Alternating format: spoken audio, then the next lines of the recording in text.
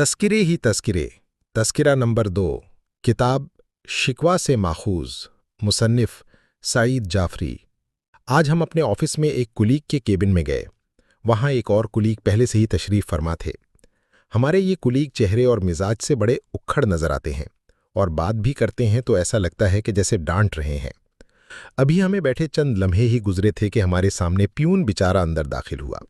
वो गरीब अभी ढंग से सांस भी नहीं लेने पाया था कि उन्होंने प्यून को मुखातिब करके कहा कि क्यों आया हो। प्यून बेचारा झेंप कर हमारी तरफ इशारा करने लगा कि इनसे मिलने आया हूं। तो गुलीग ने कहा कि अच्छा मिलो इनसे, अब मिल लिए तो जाओ।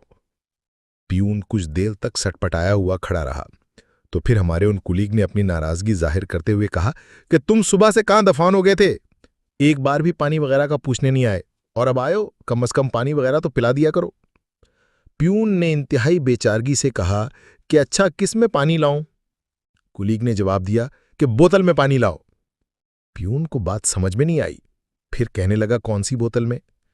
कुलीग ने कहा कि वही जो वहां रखी है।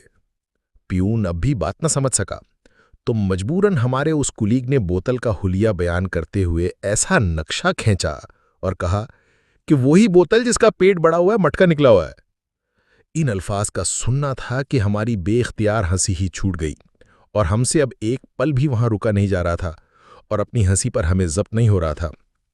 दूसरे कुलीग जो हमारे साथ ही वहां भारी भरकम तशरीफ का टोकरा रखते थे, उनकी भी बेख्तियार हंसी निकल गई। अपनी बेकाबू हंसी के सबब हमें मजबूरन कुलीग का केबिन छोड़ना पड़ा और हम हंसते हुए बाहर निकलकर अपने केबिन में आ गए।